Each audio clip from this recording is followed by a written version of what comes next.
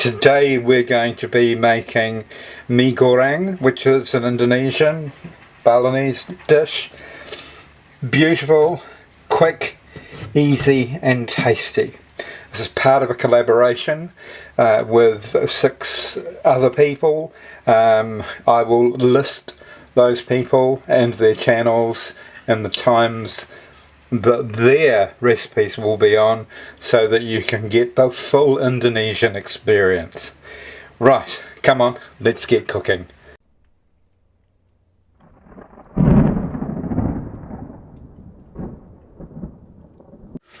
Right, so to start our meal off, it's all about preparation. And the 2 main proteins we've got in today are prawns and pork. So I'm going to get them ready, and then we'll get on to the next ingredient until I've got them all lined up here and ready to start cooking. Sorry about that. Until I've got them all lined up here and ready for cooking. So the first thing I'm going to do is just trim off any fat from this pork that I won't need. And then we'll get on to the garlic. Right, next will be our garlic. Now chop this up as finely as you can, or you can, if you've got a garlic crusher, you can pop it in there, or you can buy already minced garlic, but be sure to get as fresh a version of it as you can. We'll come back after I've done this and we'll make our sauce. Right, for our sauce we'll start with 1 tablespoon of tomato paste, and then you might be able to guess what this is. Kecap manis. This is soy sauce blended with a sugary syrup. And then we've got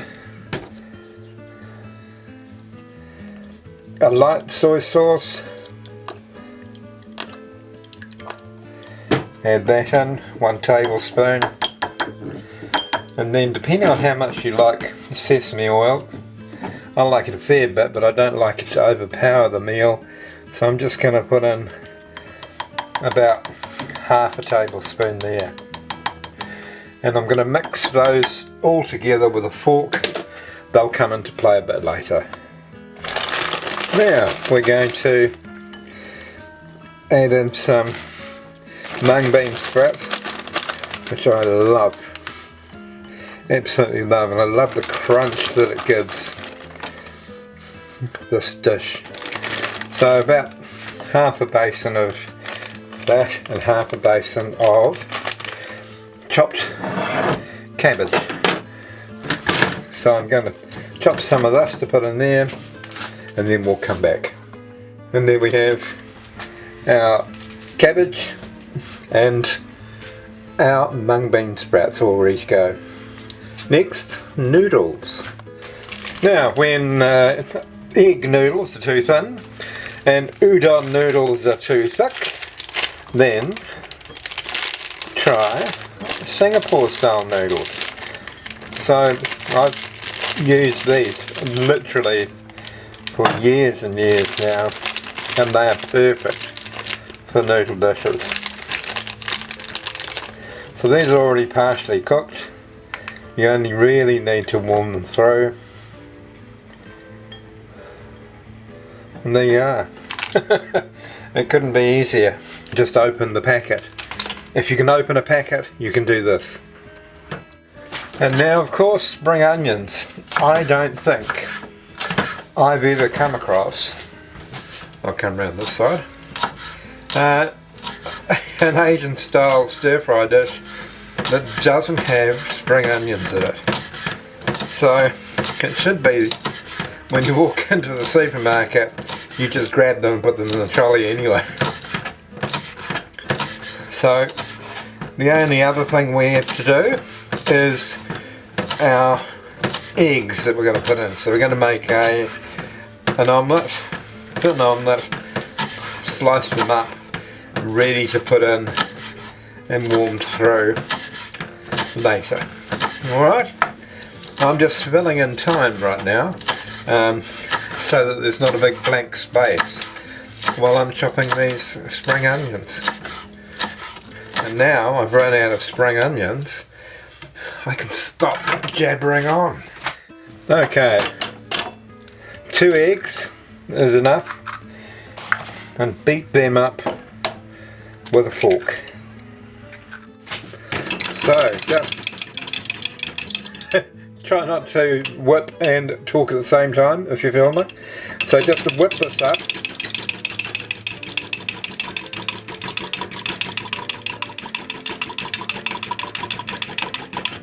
And then get a well-seasoned wok or a non-stick wok and medium-high heat. And as you can see, all the ingredients now are ready except for our eggs, so that we are ready to do our stir fry. Right, here's our wok. I'm only going to put a tiny little dollop of oil in there, and that's only so I know when it's roughly hot enough to put the omelette in, because it will start to ever so slightly smoke. Now the one thing I did forget from the sauce is some red chili flakes. You only need about that much.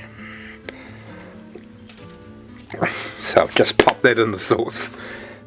Right, let's see if I can do this omelette thing correctly.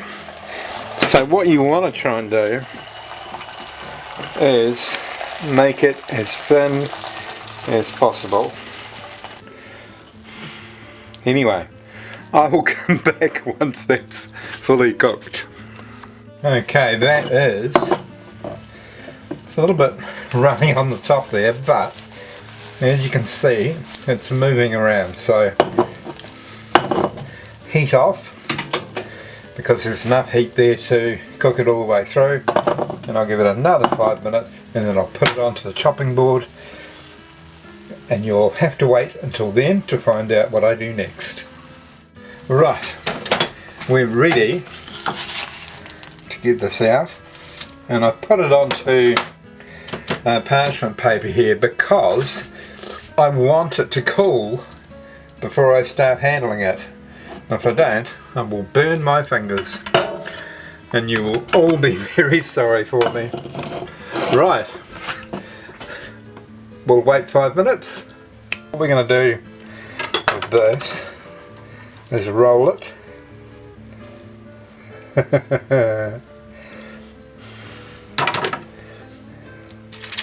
Spin it like that, and then we're just going to chop it, and we should end up with a sort of omelette noodles that we can then toss through the rest of the stir fry. There we have it, straight into our bowl. Couldn't be easier. Right, now I'm going to clean that wok, get it back on, and the real cooking can begin. Right, we are now ready to cook. Tiny bit of oil in there, and then we can add our garlic,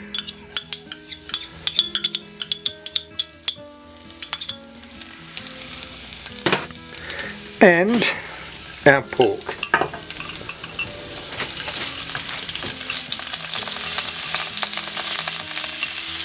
Right, now we'll get our pork mostly done. As you can see, I've cut most of the fat off, and I haven't got it too high because I don't want to overcook the garlic, because charred garlic isn't very nice. It's very bitter. Right, that pork's just about finished, so time for our prawns to go in, and we'll give them 5 minutes. Right, now in we go with our cabbage and our mung bean sprouts. And we'll just get them combined. There we are. Give them about 3 minutes. Now in with our noodles. There we are, let's get them combined and heated up, heated through. Next is this beautiful sauce that we made. Let's get that in there, shall we? Oh, look at the colour on it. It's just beautiful. And now also in with our omelette eggs and some spring onions. Let's just give that maybe 2 minutes to heat through, and then we'll serve. Now I wouldn't mind a little bit more colour there, so I'm going to add some dark soy sauce, just a little bit. This is a reduced salt one because I don't want too much salt in there flavour wise. Rightio, let's get this plated and tasted. Rightio.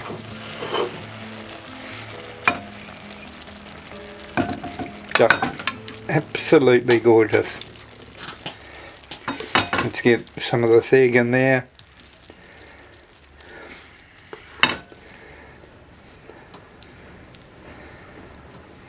And there we have it. Just a little bit more. Okay, let's get a fork and let's have a taste. Right, it is tasting time and I don't know where to start, but I'll try and get as much on my fork as possible.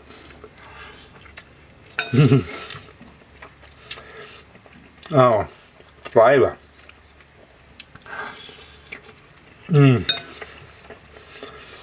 I better stop there, otherwise you'll lose me completely.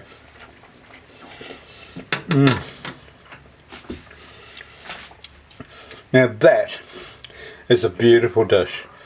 I hope you make this at home, and do have a look at the other collaborators' recipes as well,